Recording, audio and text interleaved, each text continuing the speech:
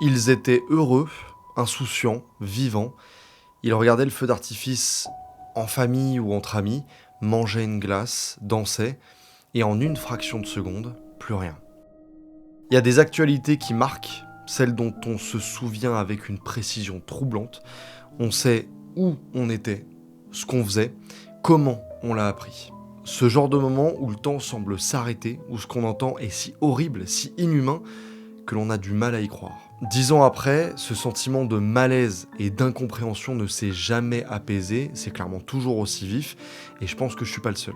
On se rappelle tous du 14 juillet 2016, pourtant le procès de l'attentat de Nice a été bien moins médiatisé que celui du 13 novembre, moins suivi, moins commenté. Comme si dans la hiérarchie de l'horreur, certains drames finissaient par en éclipser d'autres. Et pourtant, ce soir-là, ils sont 30 000 sur la promenade. Des Français, des étrangers, des familles, des enfants, tous réunis pour regarder un feu d'artifice. 86 ne rentreront pas chez eux, dont 14 enfants.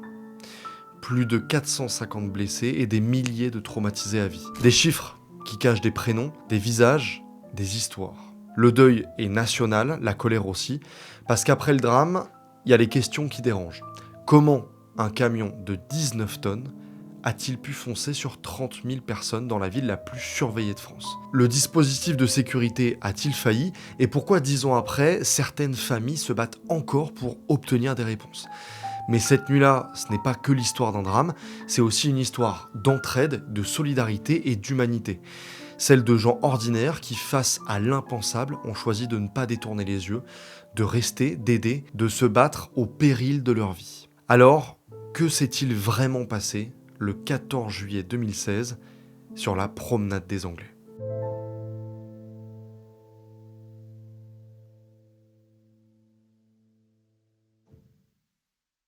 Avant d'aller plus loin, je vais faire une petite parenthèse. Quand on a voulu faire cette vidéo avec l'équipe, on a hésité parce que le sujet est encore vachement sensible, encore trop récent. Mais il y a une chose qui nous a décidé, c'est cette impression qu'on n'en parle pas assez, tout simplement. Et ça nous a touchés. Parce que ne pas assez en parler, c'est les oublier et c'est les condamner une deuxième fois. On va donc parler de cette soirée, la décortiquer, on va parler du tueur évidemment pour remonter le fil, mais il ne sera en aucun cas le cœur de cette vidéo. Par respect pour ceux qui sont encore là et ceux qui ne le sont plus. C'est une sorte de devoir de mémoire, le genre de vidéo qui donne vraiment du sens à ce qu'on fait sur la chaîne. Chapitre 1, une ville en fête. Nous sommes le 14 juillet 2016, en pleine fête nationale à Nice. Comme chaque année, la ville vit au rythme des célébrations. Défilés militaires, cérémonies officielles et animations tout au long de la journée. Pour tous, c'est un 14 juillet comme un autre. À une différence près, cette année, la ville est encore plus animée que d'habitude. La France accueille l'Euro du football. Pendant plusieurs semaines, les Français vivent au rythme des matchs, des buts, des prolongations, des soirées de qualification et des apéros entre amis. Le pays entier vibre derrière la France qui fait un parcours quasi sans faute. Et le 10 juillet, après un mois de compétition, les Bleus sont en finale. Pendant 90 minutes, puis 120, tout un pays espère. Mais au Stade de France, le rêve s'arrête brutalement. Le Portugal l'emporte 1-0, c'est la douche froide. Mais 4 jours plus tard, sur la Côte d'Azur, l'ambiance n'a pas disparu. Les supporters étrangers sont toujours là et se mélangent aux touristes habituels. Français, Italiens, Britanniques, Espagnols, Américains, le monde entier se croise dans la baie des Anges. Les hôtels affichent complet depuis des semaines. Trouver une place pour poser sa serviette sur les plages de galets est un vrai défi. Les serveurs des terrasses courent dans tous les sens, les enfants zigzaguent entre les passants. Partout, c'est l'effervescence. Partout, ça parle, ça rit, ça vit. Pourtant, cette année, derrière les sourires, les rires et l'insouciance apparente, un mal ronge les Français. Une réalité en arrière-plan qui ne les quitte jamais. Depuis janvier 2015, le pays vit sous la menace terroriste. Charlie Hebdo, l'Hypercacher, le Bataclan, Magnanville, Saint-Denis, les attentats se sont enchaînés et ont laissé des traces. Des blessures physiques, bien sûr, mais aussi quelque chose de plus difficile à mesurer, de plus diffus, la peur qui s'est installée dans le quotidien. Dans la tête des Français, quelque chose a définitivement changé.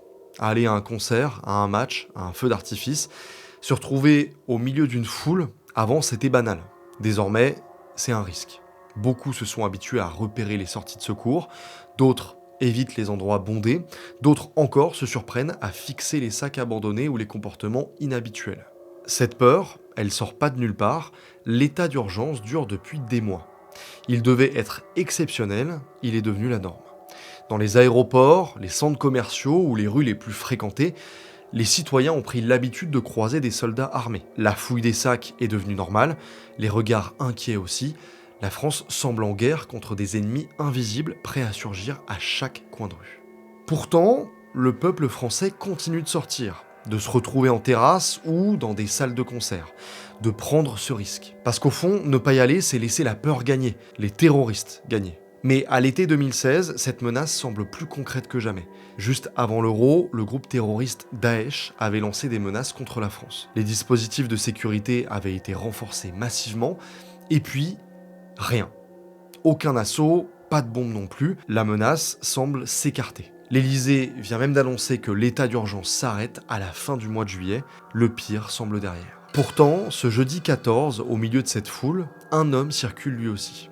Il applaudit le défilé des militaires, prend des selfies, appelle ses proches, rigole, discute avec les passants. Personne ne le remarque. C'est monsieur tout le monde. Personne ne pouvait imaginer que cet homme joyeux commettrait l'irréparable cette nuit-là. Chapitre 2, le feu d'artifice. En cette soirée du 14 juillet, comme partout dans le pays, Nice fait la fête. Ici, ça se passe sur la promenade des Anglais, la prom comme disent les Niçois. Plusieurs kilomètres de long, bordés de palmiers, tournés vers la Méditerranée, le cœur de la ville. Ce soir-là, elle est noire de monde. Dans les rues autour, ça bouchonne, les accès sont fermés pour le dispositif de sécurité, les voitures tournent en rond, les gens finissent à pied, parfois un peu énervés. Juste avant 22h, ils sont près de 30 000 personnes à être amassées face à la mer. Familles, couples, groupes d'amis, touristes de passage, tout le monde attend la même chose, le feu d'artifice tiré depuis la mer, le clou de la soirée. L'ambiance est festive, mais pas insouciante pour autant, parce que beaucoup sont venus malgré un doute, un mauvais pressentiment qui s'est installé et qu'ils n'ont pas écouté. Avant de partir, quelqu'un leur a dit de faire attention, que c'était peut-être pas le meilleur soir pour sortir, que les menaces existaient encore. Certains se le sont même dit clairement, je le sens pas. Ils sont venus quand même, parce qu'au fond, ça n'arrive qu'aux autres. Et puis, l'euro est terminé. Nice n'est pas Paris non plus, l'état d'urgence finit le 26. Il y a un périmètre de sécurité, des policiers aux intersections, des sentinelles et des barrières mobiles qui sécurisent l'accès à la prom. C'est juste un mauvais pressentiment, un truc irrationnel, rien de plus. Alors, ils prennent les enfants, les posent sur leurs épaules et regardent le spectacle. À 22h06 précise, une première déflagration se fait entendre, puis une autre, et encore une autre, et enfin des dizaines en même temps. Le spectacle commence, la foule lève la tête et regarde le ciel s'éclairer de toutes les couleurs. Pendant presque 20 minutes, petits et grands admirent. Puis vient le bouquet final, du rouge. Partout, une lueur rouge intense qui baigne la promenade, les visages, la mer. Sur le moment, personne n'y voit rien de particulier. Plus tard, beaucoup penseront à cette lumière, comme si le ciel avait voulu les prévenir, comme si tout avait déjà été écrit. À 22h25, le dernier crépitement s'éteint. La foule se remet doucement en mouvement. Il fait assez froid et les familles ne tardent pas. Pour beaucoup, c'est presque un soulagement. La soirée s'est passée, rien n'est arrivé. Le mauvais pressentiment du début de soirée s'efface. Mais la promenade reste bondée. La foule est dense, compacte par endroits, car la soirée est loin d'être finie. Le long de la prom, 5 scènes sont installées, c'est la prom party. De la musique, de la danse, de la vie, de la joie et du bruit. Trop de bruit. Il leur sera fatal. Chapitre 3, l'impensable.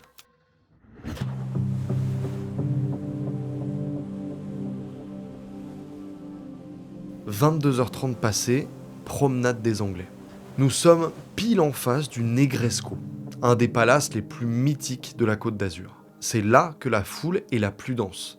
Autour, l'ambiance est encore à la fête, les gens discutent, ils dansent, ils rient, tout est normal. Puis, d'un coup, au milieu d'une phrase, d'un rire, un bruit. Un bruit sourd, d'abord lointain, qui se rapproche à une vitesse anormale. Un grondement mécanique, des impacts, mais surtout des craquements étranges qui glacent le sang. Et puis des cris étouffés qui s'éteignent les uns après les autres. Les promeneurs ont à peine le temps de tourner la tête que c'est déjà là. Sans comprendre ce qui leur arrive, des dizaines de personnes sont fauchées, projetées et soulevées dans les airs par un souffle métallique, balayées dans un mouvement d'une violence inouïe. Pour elles, la vision devient floue, les oreilles bourdonnent, les yeux sont dans le vide. D'autres ont eu plus de chance, ils ont vu une masse blanche arriver tout droit sur eux, un camion de 19 tonnes feu éteint lancé à une vitesse folle. Ils n'ont même pas le temps de réaliser, d'alerter que l'instinct de survie prend le dessus. Ils poussent leurs proches, se jettent dans les terre-pleins, basculent par-dessus les barrières ou sautent sans réfléchir plusieurs mètres plus bas sur les galets de la plage. Il y a ceux qui n'ont aucune chance, ceux qui n'ont rien entendu, rien vu, et en un clignement de cils, plus rien. C'est le vide, le noir complet, il n'était plus. Sur la promenade, personne ne sait encore vraiment ce qui vient de se passer. Un accident de la route, un routier victime d'un malaise, un chauffard ivre qui a perdu le contrôle. Au balcon, sur le trottoir opposé, depuis la plage, les témoins sont impuissants. Pour ceux qui ne l'entendent pas, l'hypothèse d'une perte de contrôle est très vite balayée par le comportement du chauffeur. Il accélère et surtout, il zigzague pour faucher le plus de monde. Au volant, il sourit, il est euphorique. Le camion continue sa course. Et puis quelques instants après, au loin, vers le palais de la Méditerranée, des détonations éclatent. Des coups de feu secs, en rafale, la peur monte à nouveau, ça dure 1 minute. 1 minute interminable. L'évidence s'impose, mais personne ne veut se l'avouer. Un camion bélier. C'est un attentat. Ils avaient imaginé des kalachnikovs, des hommes cagoulés, une bombe, mais pas un camion, pas ça. Pas le temps de réfléchir que la terreur reprend, et s'ils arrivaient pour finir le travail.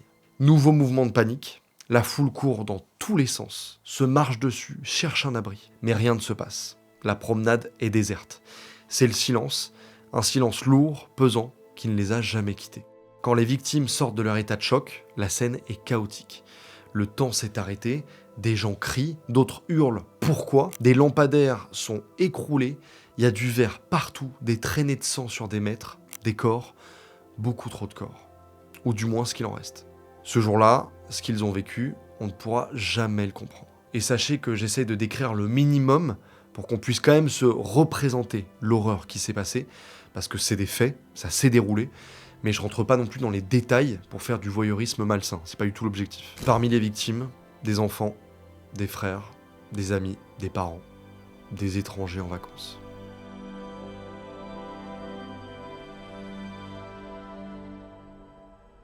Chapitre 4, le chaos.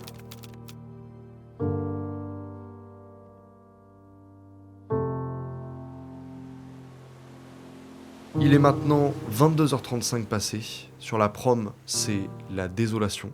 Des effets personnels partout. Des sacs, des chaussures éparpillées, des doudous sans leur propriétaire, des mères qui tiennent leur enfant inanimé à bout de bras sans savoir quoi faire, des enfants qui secouent leurs parents qui ne répondent plus sans comprendre. Et puis, il y a les téléphones, les écrans qui s'allument, les notifications qui s'accumulent, des milliers de « ça va » qui attendent un retour, un « je vais bien » qui ne viendra jamais. Pour ceux encore capables de répondre, le réseau est saturé. Les messages passent difficilement. La promenade semble isolée du reste du monde. Personne ne sait quoi faire. Personne n'a été préparé à ça. Mais très vite, sans que personne ne le décide vraiment, un élan se met en marche. Les plus épargnés aident les blessés, les tiennent éveillés, leur parlent, leur tiennent la main. Les restaurateurs et les plagistes donnent leurs nappes, les serviettes de plage qui serviront à panser les plaies, mais surtout à recouvrir les corps meurtris pour leur redonner une dignité. À ce moment-là, le bilan n'est pas connu. Une chose est sûre pour tous ceux qui sont sur place, il y a des dizaines de morts parmi lesquels il y a des enfants. Mais ils ne voient pas l'ensemble de la scène, aucun d'eux ne réalise l'étendue de la tuerie. Il y a aussi évidemment des blessés, partout, ceux percutés par le camion et ceux qui ont subi les mouvements de foule. Pour l'un comme pour l'autre, les plaies les plus grosses ne sont pas physiques, elles sont psychologiques. Et celles-là, elles ne guériront jamais tout à fait. Le reste de la foule s'est réfugié partout où c'était possible, dans les halls d'immeubles, les restaurants, les bars de plage. Des barrières ont ouvert leurs portes sans se poser de questions, accueillant parfois des centaines de personnes entassées dans leur salon. Dans le silence de la nuit, chaque bruit, chaque coup à la porte provoque un sursaut. L'angoisse va durer jusqu'à l'aube, jusqu'à ce que quelqu'un vienne leur dire que c'est fini, qu'ils peuvent sortir. Au même moment, les pompiers ne savent pas encore ce qu'il se passe. À 22h33, le bip sonne, un accident sur la voie publique. Un 19 tonnes qui aurait perdu le contrôle. Rien de plus, rien qui ne sorte de l'ordinaire pour eux. Les équipes qui sont d'astreinte en caserne s'équipent et partent pour ce qu'elles pensent être une mission normale. Ils vont vite comprendre que ce qui les attend, c'est l'opération d'une vie. Quelques instants après, nouveau message. Urgent, urgent, urgent. Je demande déclenchement Novipi piéton, nombreux décédés et urgence absolue. Promenade des Anglais, chaussée sud, face au palais de la Méditerranée. Novi comme nombreuses victimes. En quelques secondes, tout s'emballe. Depuis les attentats de 2015, les casernes de Nice ont été formées à des plans et opérations attentats. Ils savent donc quoi faire et comment. Ce protocole, ils vont s'en servir comme d'une bouée de sauvetage. Parce que ce soir-là, ils doivent tenir le cap coûte que coûte. Peu importe leurs émotions. Parmi les premiers sur place, des pompiers qui n'étaient pas de service ce soir-là, eux aussi sont des victimes. Ils étaient venus en famille regarder le feu d'artifice, parfois en tongs, sans uniforme. Après l'attaque, ils n'ont pas réfléchi, ils ont sécurisé leurs proches et ils sont retournés dans le chaos. De blessé en blessé, à main nue, sans équipement. Ils savent pourtant ce que ça implique, quelques minutes à peine se sont écoulées depuis les coups de feu, rien ne garantit qu'il n'y ait pas d'autres assaillants dans les parages. Rien ne garantit que le camion ne va pas exploser. Le risque d'un surattentat est réel, ils le savent. Ils restent quand même, parce que leur place est là, plus que jamais. Leur devise est unie pour ne pas subir. Ce soir du 14 juillet 2026, elle n'a jamais pris autant de sens. D'autres sont chez eux ce soir-là, ils regardent la télé, ils dînent, ils profitent de leur repos. Le téléphone sonne, ils décrochent, il leur suffit d'entendre un mot pour se mettre en marche. Sans se poser de questions, sans hésiter une seconde, parce qu'ils le savent, ce genre d'appel, ça n'arrive qu'une fois dans une carrière. C'est le genre d'opération qui donne du sens à tout le reste, à tous les sacrifices. Aucun ne veut la rater. Tous veulent être là, tous veulent servir. Mais sur la prom, ils mettent du temps à arriver avec leur camion. Pourquoi ? Parce que la foule court encore dans tous les sens. Les arrête, les supplie, les empêche de partir. Ils ne cèdent pas, ils sont en guerre et pour sauver le maximum de gens, ils doivent suivre le protocole. Être sûrs d'être répartis au bon endroit. Mais pour la foule, les soldats du feu refusent de les assister. Ces regards de détresse, ça aussi, ils n'étaient pas prêts. Quand ils arrivent, ils découvrent la scène, même eux qui ont l'habitude de voir la mort, les blessures, la douleur, ils se décomposent. La vision est intenable, mais très vite, ils se ressaisissent. Flanchés, ils en ont pas le droit. Dans un témoignage, un pompier raconte avoir senti la panique le gagner. Pendant quelques secondes, il perd ses moyens, puis il regarde autour de lui. Les victimes le regardent, et il comprend. Si lui s'effondre, les autres aussi. Il y a tellement de victimes au sol que les secours sont rapidement contraints de faire ce qu'ils redoutent le plus, trier. Évaluer en quelques secondes seulement les chances de survie. Distinguer ceux qu'on peut encore sauver de ceux qu'il faut laisser là parce qu'il est déjà trop tard. Passer au suivant sans se retourner. Personne ne sort indemne de ça. Le poids de ces décisions, ils le porteront toute leur vie. Parce que derrière chaque corps, ils le savent, il y a une vie. Une famille, des proches qui attendent un appel. Et puis, il y a ces réalités qu'ils n'avaient pas anticipées. Ils ont beau avoir répété ce type de scénario un nombre incalculable de fois, ils n'étaient pas prêts. Pas prêts à voir la détresse, pas anticipés que les proches des victimes ne se laisseraient pas emmener loin de leurs défunts si facilement.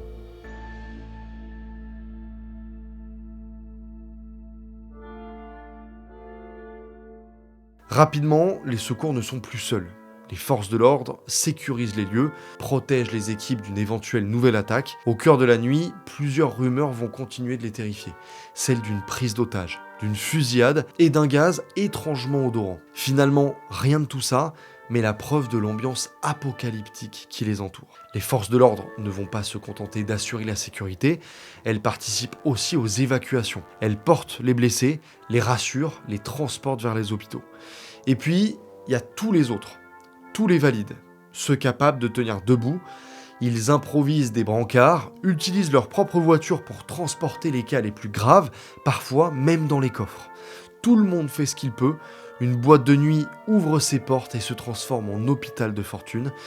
Pendant quelques heures, policiers, secouristes et civils agissent comme un seul corps. Une immense chaîne de solidarité que rien n'arrête. Mais dans les hôpitaux, la situation est, elle aussi, compliquée. L'hôpital Lanval pour enfants est sur la promenade. Ils sont en ligne de front. Les victimes arrivent de partout, transportées par les pompiers, les policiers ou encore leurs proches. Les urgences se remplissent à une vitesse vertigineuse, ils ne tiennent pas le rythme malgré le déclenchement du plan d'urgence. Les équipes médicales courent d'un patient à l'autre sans savoir où donner de la tête, et parfois, malgré tous leurs efforts, elles se retrouvent face à l'indicible, des enfants qu'ils n'ont pas pu sauver.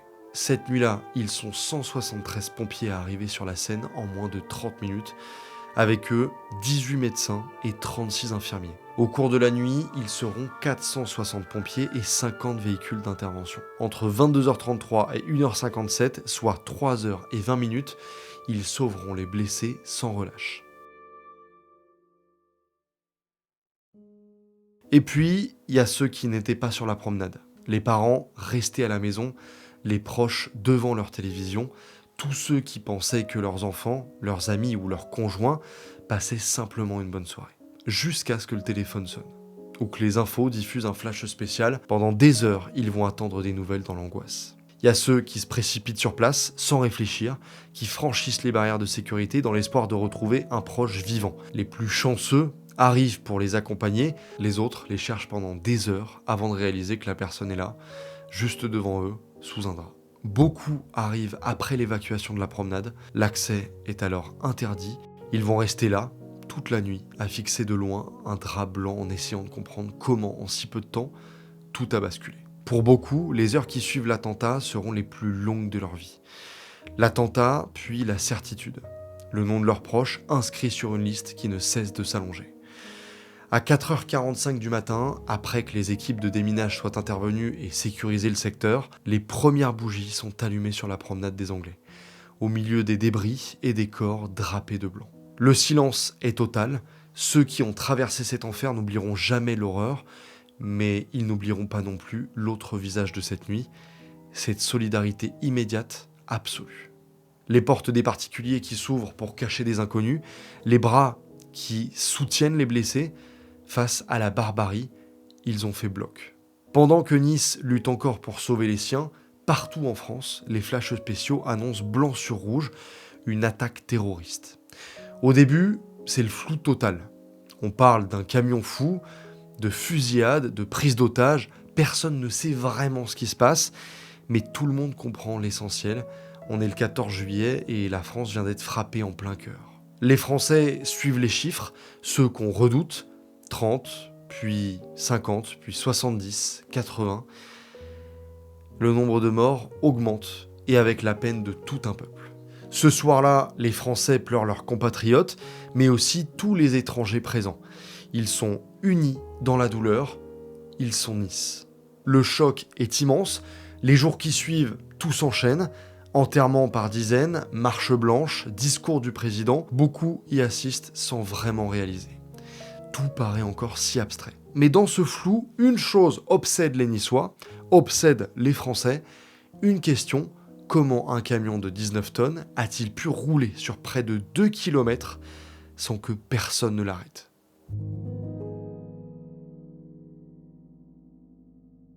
Chapitre 5 des héros de l'ombre. Si cette nuit est marquée par l'horreur, elle l'est aussi par l'héroïsme et leur courage. Face au monstre de 19 tonnes, des personnes n'ont pas fui. Non, elles ont fait tout l'opposé, elles l'ont poursuivi. Ils ont essayé comme ils ont pu, c'est-à-dire à pied, en courant derrière lui. Évidemment, sans succès, le véhicule va beaucoup trop vite. Ils ne font pas le poids. Mais parmi eux, un certain Alexandre est à vélo. Dans un élan surhumain, il pédale de toutes ses forces, parvient à la hauteur de la cabine, côté conducteur. Et il parvient à s'accrocher à la portière du camion qui roule à toute vitesse. Il essaye de l'ouvrir par tous les moyens, mais le terroriste braque un pistolet sur lui. Alexandre, par instinct, lâche tout. Il m'a regardé avec un regard vraiment très froid et il m'a braqué. Là, j'ai lâché la portière, voyant qu'il me braquait dessus, qu'il me faisait comprendre avec son regard qu'il allait me tirer dessus. D'avoir lâché, il s'en voudra longtemps. Son action n'a pas été inutile pour autant. Elle a forcé le tueur à détourner le regard, à ralentir ne serait-ce qu'une seconde précieuse, le temps qu'un autre homme arrive, Franck. Quelques minutes plus tôt, il avait manqué le feu d'artifice. Pas grave, il décide avec sa femme de sortir quand même, histoire de manger une glace et de profiter de l'ambiance festive. Il roule tranquillement en scooter sur la promenade des Anglais, dans la partie ouest, celle autorisée à la circulation, quand un camion surgit de nulle part, les dépasse par la droite à pleine vitesse. Franck voit des corps voler et surtout le visage du chauffeur. Il comprend de suite, il fait descendre sa femme du scooter et appuie sur l'accélérateur. Il prend en chasse le 19 tonnes. La tâche n'est pas facile, le camion atteint parfois les 90 km/h et il faut éviter les corps sur le bitume. À chaque instant, il risque la chute. Et pourtant, il continue. Il n'a qu'un objectif, arrêter le tueur. Et après de longues minutes et plus d'1 kilomètre, Franck atteint le camion. Ce qu'il fait ensuite dépasse tout simplement l'entendement. Il jette son scooter sous les roues du poids lourd pour le stopper. Et en même temps, sans réfléchir, il saute sur le camion. Il réussit. Il est donc maintenant sur le marchepied côté conducteur. Il frappe directement à travers la fenêtre brisée, sauf qu'à main nue, face à un assaillant armé, le rapport de force n'est pas vraiment égal. Et comme pour Alexandre, le terroriste finit par pointer son arme sur lui. Franck sait que c'est la fin. Il presse la détente, mais rien. Le coup ne part pas, la bagarre reprend. Le criminel finit par lui mettre un énorme coup de crosse. Franck chute. Heureusement, la lutte a considérablement ralenti le camion. Alors comme il le peut, il remonte une deuxième fois. Il frappe encore et encore jusqu'à ce que des balles sifflent autour de lui. C'est pas celle de son ennemi, ça vient de derrière le camion. Par peur de s'en prendre une, il se laisse tomber et se réfugie sous le poids lourd pendant que les forces de l'ordre donnent l'assaut. Le conducteur meurt, touché par les balles. Il est 22h35, le calvaire de Franck n'est pas fini pour autant, c'est même à ce moment-là qu'il a eu le plus peur. Dans la confusion, les policiers l'ont pris pour un assaillant. En l'espace de quelques secondes, il est rué de coups, il finit par se faire entendre, il est de leur côté. Il dira plus tard « J'étais lucide, j'étais prêt à mourir pour l'arrêter ». Pourquoi ? Parce que son fils, sorti avec des amis, était peut-être sur la prom. Franck n'a peut-être pas neutralisé le terroriste, mais son courage a changé le cours de l'histoire. En se battant avec l'homme, il l'a concrètement empêché de conduire, et le camion a fini par ralentir et s'arrêter devant le palais de la Méditerranée, après 1,7 km de course. Sans lui, le bilan humain serait sûrement bien plus élevé. Chapitre 6, le parcours du camion bélier. À ce stade, personne ne possède encore toute l'histoire. Alors maintenant, il faut remonter le fil, comprendre ce qui s'est vraiment passé ce soir-là, minute par minute. Le parcours du criminel commence à 21h34. C'est le moment où il récupère un camion de 19 tonnes qu'il avait loué quelques jours plus tôt à Saint-Laurent-du-Var. Puis, il attend. Il tourne dans Nice pendant près d'1 heure. Il observe, il patiente. Sur la promenade, le feu d'artifice commence. Tout le monde regarde le ciel. Lui, il regarde la foule. À 22h27, quelques minutes seulement avant l'attaque, il envoie un dernier SMS pour demander davantage d'armes. Il n'en recevra jamais. Et pourtant, ça ne l'arrête pas. À 22h32, dans l'indifférence la plus totale, il s'engage sur la promenade des Anglais, feu éteint. Le détail est glaçant. Devant lui, près de 30 000 personnes, il sait exactement ce qu'il fait. Il accélère sur 400 mètres, il monte progressivement jusqu'à 90 km/h, renversant déjà des spectateurs sur la partie non piétonne. C'est à ce moment-là qu'il double par la droite le scooter de Franck et sa femme. Ils ne se connaissent pas, pourtant, à partir de cet instant, leurs trajectoires vont se percuter. L'un tente de poursuivre sa course meurtrière, l'autre essaye de l'arrêter. À 22h33, il arrive face au premier dispositif de sécurité. À l'intersection de la rue Gambetta, des policiers sont là pour dévier la circulation. Ils sont en chasuble, à pied, sans équipement particulier. Des barrières mobiles, des plots, et c'est tout.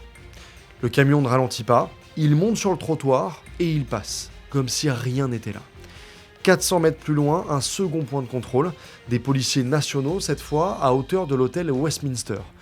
Mais l'action est tellement rapide qu'ils n'ont pas le temps de réagir. Il est déjà au milieu de la foule. Au centre de vidéosurveillance urbain, les opérateurs voient tout. Ils donnent l'alerte, c'est tout ce qu'ils peuvent faire. Ils regardent les images impuissants. Aujourd'hui encore, elles les hantent. Mais sur le moment, au centre comme sur le terrain, personne ne parle encore d'attentat. L'hypothèse, c'est un chauffard, un accident, un camion fou. Ce sont des secondes cruciales perdues, et même en ayant tout compris immédiatement, franchement, je suis pas sûr qu'ils auraient pu faire grand-chose. L'attaque est trop violente, trop rapide, et les moyens mis en place sont trop faibles. Pendant ce temps, le terroriste est dans la phase la plus meurtrière de son massacre. À pleine vitesse sur la partie piétonne de la promenade, il zigzague, méthodiquement, pour faucher le plus de monde possible. La foule ne peut rien faire. À l'angle de la rue Meyerbeer et de la promenade se trouvaient 3 policiers. Parmi eux, une femme, Magali Coton. Le 14 juillet, sa radio est en panne. Quelques instants plus tôt, pendant la course folle du camion, elle ne reçoit aucun message pour la prévenir. Un problème technique qui, en temps normal, n'aurait eu aucune conséquence, mais qui, à ce moment-là, vient s'ajouter à une situation qui échappe déjà à tout le monde. Elle voit le mouvement de foule, les gens qui courent, qui crient, qui fuient dans tous les sens. Elle comprend qu'il se passe quelque chose de grave. Puis, le poids lourd arrive par leur droite. Il s'approche, crie au chauffeur d'arrêter. Il pense encore à un homme ivre. Le terroriste sort son arme et tire 3 fois sur eux et explose sa vitre côté conducteur. Pétrifié une fraction de seconde, puis il court. Ils sont les premiers arrivés près du véhicule. Franck est toujours en train de se battre. Vers 22h35 devant l'hôtel Negresco, Franck rattrape le camion. Il balance son scooter sous les roues du 19 tonnes. Le camion s'immobilise définitivement face au palais de la Méditerranée. Magali et ses 2 collègues arrivent au niveau de Franck et du tueur. Magali remonte côté conducteur, seule. Elle s'avance vers la cabine, la fenêtre est ouverte, elle passe son arme à l'intérieur et tire plusieurs coups. Elle voit la tête du conducteur basculer contre le montant côté passager, couverte de sang. D'autres collègues de la police arrivent entre-temps, continuent à faire feu, puis l'un d'eux ordonne de cesser les tirs. Le camion est criblé de balles. Le terroriste est mort, touché d'une balle fatale dans la carotide droite, la balle de Magali. Seul, en moins de 2 km et en à peine quelques minutes, il a fait 458 blessés et tué 86 personnes. Après la sécurisation du périmètre, les forces de l'ordre fouillent le camion. Ils trouvent un vélo, des armes, des pistolets factices et des papiers. Les papiers de l'assaillant. Dessus, un nom, Mohamed Lawesh Boulel, un Tunisien de 31 ans. C'est la seule et dernière fois que je le prononcerai. Il a voulu la lumière et je veux pas participer à la lui donner.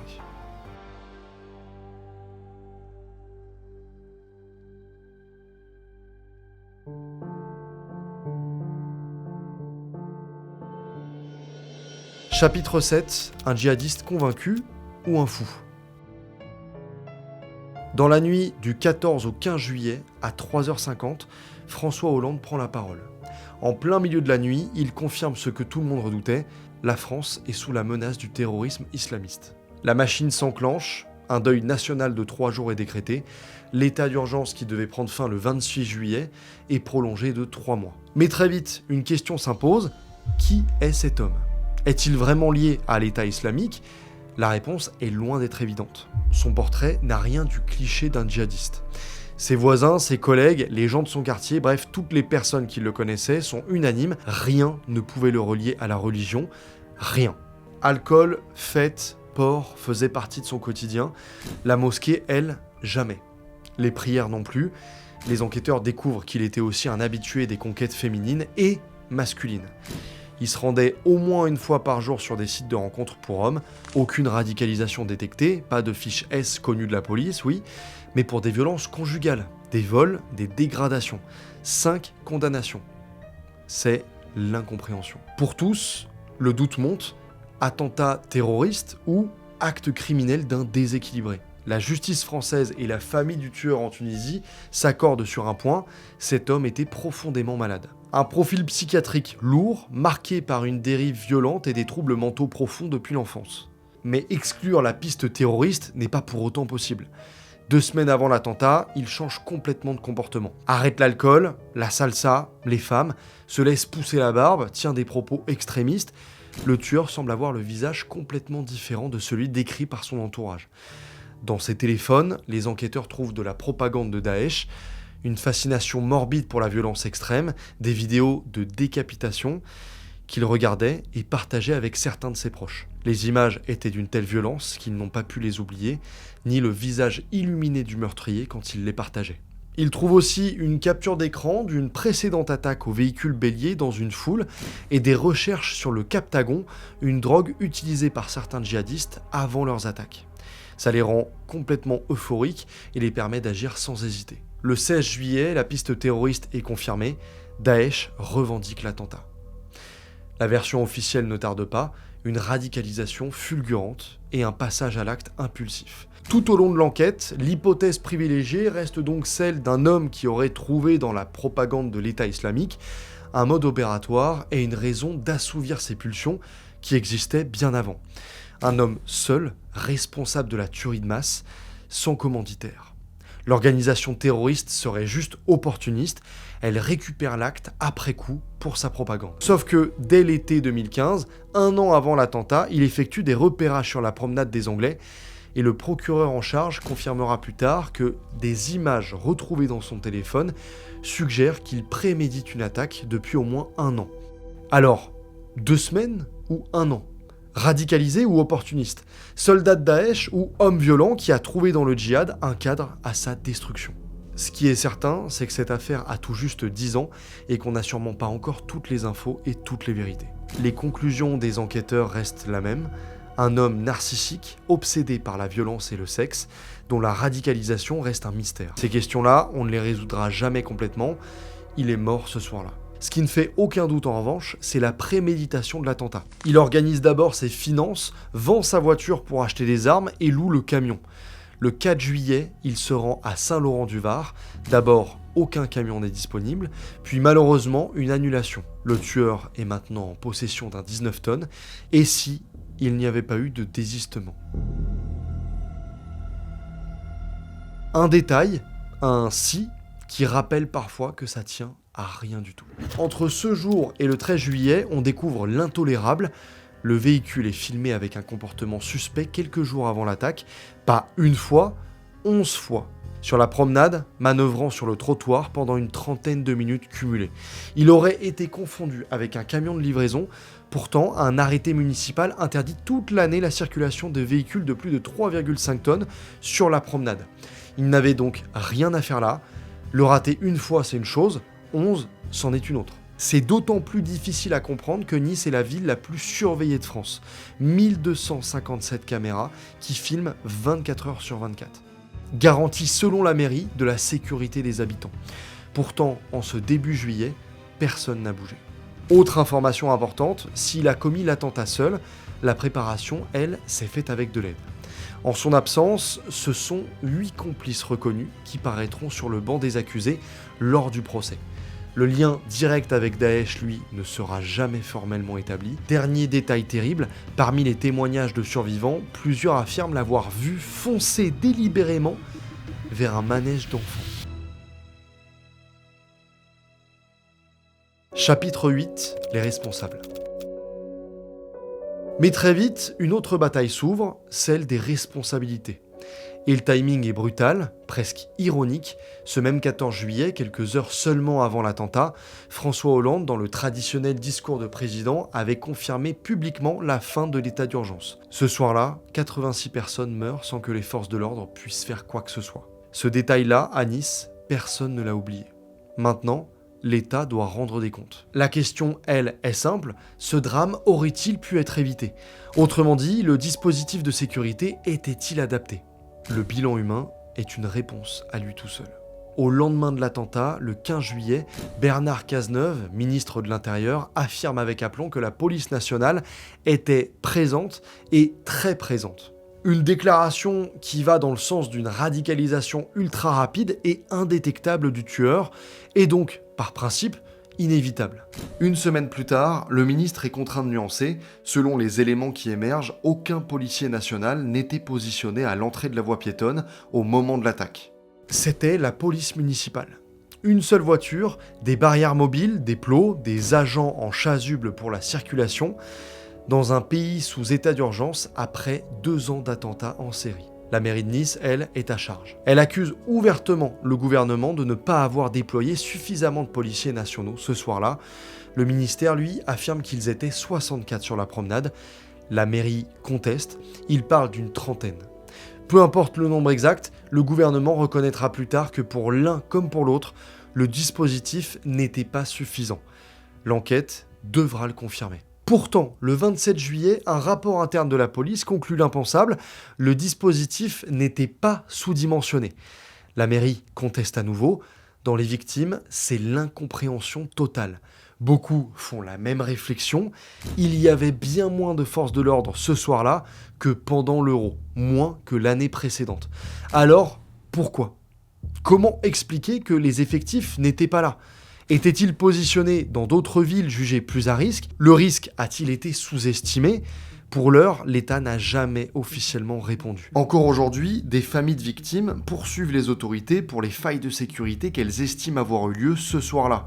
Leur combat est loin d'être terminé. Puis, il y a la polémique, l'affaire des images, la goutte de trop. Voici ce que raconte Sandra Bertin, alors responsable de la vidéosurveillance de Nice. Le lendemain de l'attentat, selon son témoignage, un commissaire envoyé de Paris se présente au centre de surveillance urbain. Il la met en contact téléphonique avec Paris. Cet appel, dit-elle, elle s'en souviendra toute sa vie.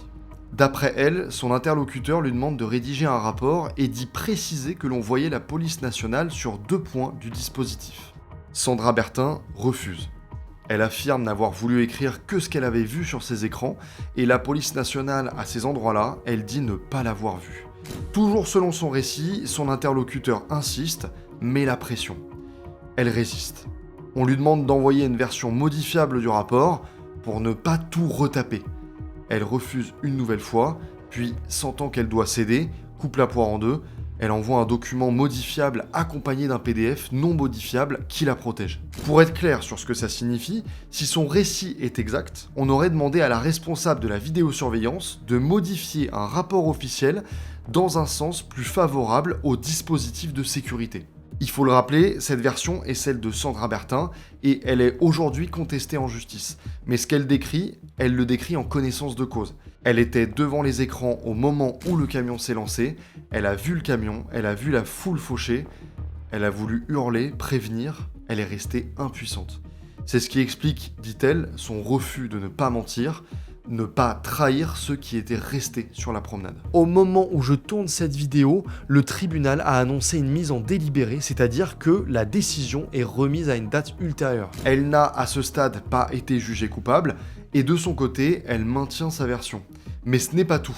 6 jours après l'attentat, les services antiterroristes font une demande officielle à Nice, effacer les 24 heures d'images de 6 caméras, ainsi que toutes les scènes relatives à la tuerie. La ville refuse, ce serait selon elle détruire des preuves.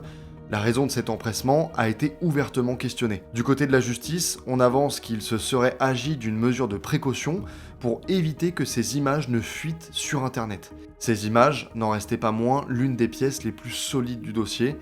La demande, on le comprend, a fait débat. Le bras de fer entre Nice et Paris durera des mois. Et dans tout ce dossier, un élément revient. Le camion aurait été filmé 11 fois sur la promenade en 3 jours, sans pour autant avoir été repéré comme suspect. Chapitre 9. L'horreur après l'horreur. L'horreur ne s'est pas arrêtée la nuit du 14 juillet, il y a eu la solidarité et il y a eu des comportements qui ont profondément choqué. Quelques jours après l'attentat, un homme est interpellé. Son crime ? Avoir récupéré des effets personnels abandonnés sur la promenade.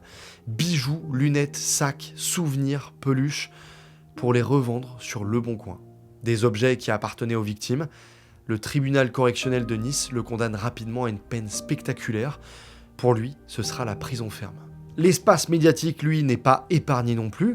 Un avocat niçois multiplie les interventions dans les médias, affirmant avoir été l'avocat du terroriste dans une précédente affaire. Ses déclarations sur le profil de son client sont largement relayées et amplifiées, puis l'information tombe, tout le monde s'est fait duper, l'homme est bien un avocat, mais il n'a jamais représenté le terroriste. L'affaire provoque une vive polémique et se termine en procédure disciplinaire. J'en profite pour ajouter une voix off qui n'était pas du tout prévue. Il y a eu un dernier rebondissement dans toute cette affaire.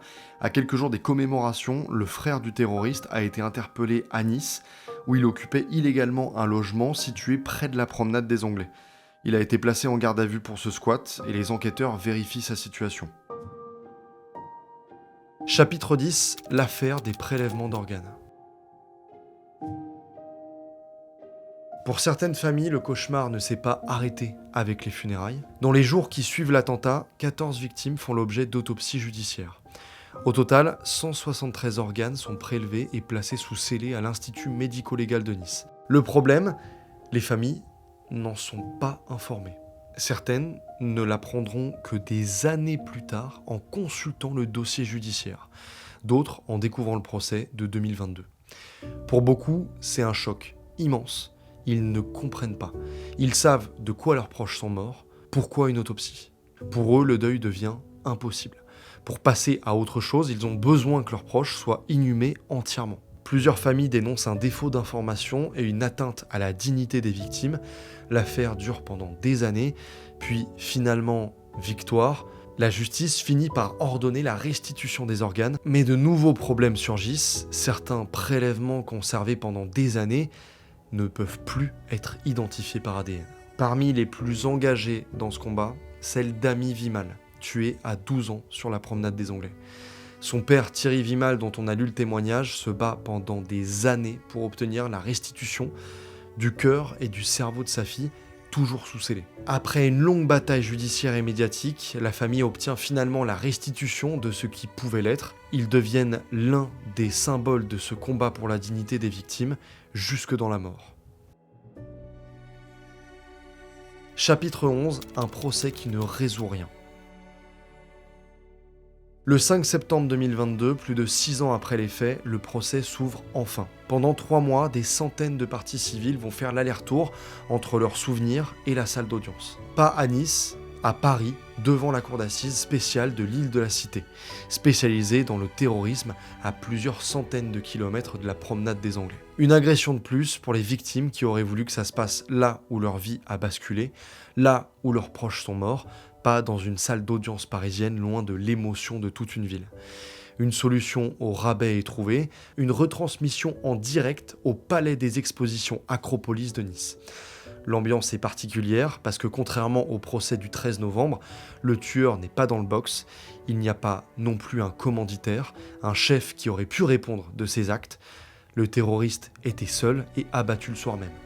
Avec lui, les victimes le savent, une partie de la vérité s'est envolée. Dans le box, ils sont quand même 8. Aucun n'est présenté comme un djihadiste convaincu ou un membre de Daesh. Ce sont des proches, des connaissances, des intermédiaires.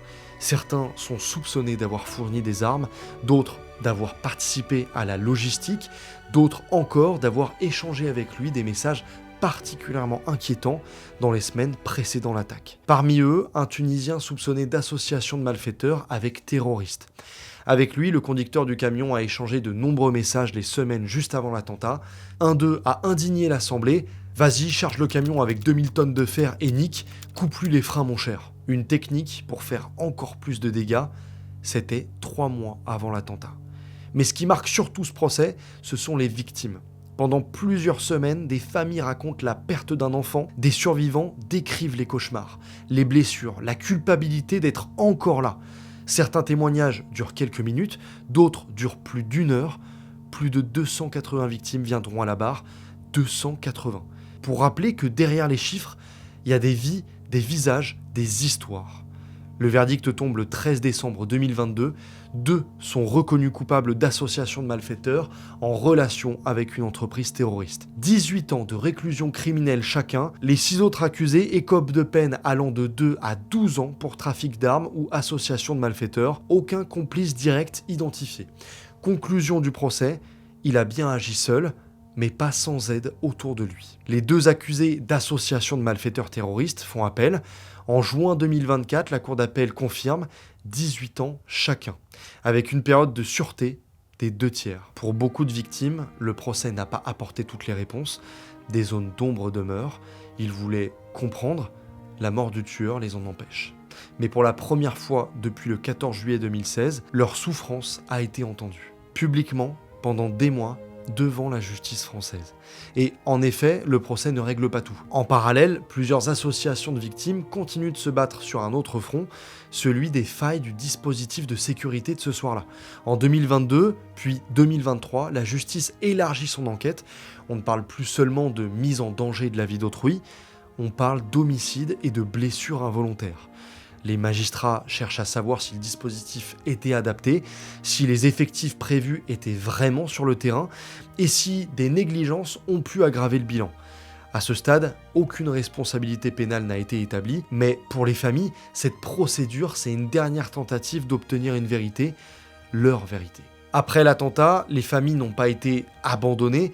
Un vaste dispositif d'aide se met en place dès le 15 juillet 2016. Frais funéraires pris en charge. Accompagnement psychologique, médical, administratif et juridique. L'État n'a pas su les protéger, alors ils les accompagneront. Comme dans le cadre d'autres attentats, ils durent pendant plusieurs années. Le Fonds de garantie des victimes du terrorisme ouvre des milliers de dossiers. Les soldes sont intégralement couverts, y compris sur le long terme. Mais une réalité demeure, aucun chèque, aucune cellule psychologique, aucune décision administrative ne peut rendre à un parent son enfant. Pour beaucoup de survivants, les années qui suivent sont masquées par les cauchemars, l'anxiété, la culpabilité d'avoir survécu. Les blessures physiques finissent parfois par guérir, les autres jamais vraiment. Et puis, il y a les associations, celles des victimes. L'une d'entre elles a choisi un nom fort de sens, les Anges de la Baie. Une référence à la baie des Anges, celle sur laquelle donne la promenade des Anglais.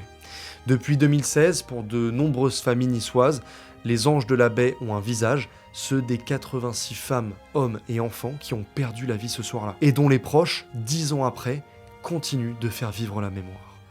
Aujourd'hui, la promenade des Anglais a retrouvé son décor d'avant, celui d'un lieu de vacances, de promenade de détente. Difficile à croire que c'est ici que l'un des plus grands drames de l'histoire de France s'est déroulé. Mais si vous regardez bien, une chose permet de ne pas oublier, le mémorial.